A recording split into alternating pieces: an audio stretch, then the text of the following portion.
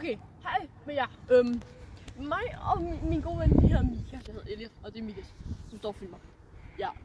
Vi har discoveret noget rigtig, rigtig nice. Og det er, eller mærkeligt faktisk. Men hvilken en var fremme? Ja, det er den der. Nå ja. Det, Ja, nej, er den. vi har fundet ud af, at når man køber en blå sodavand her fra Netto, så springer den i luften, når man åbner den. Så sprøjter den ud til hvad?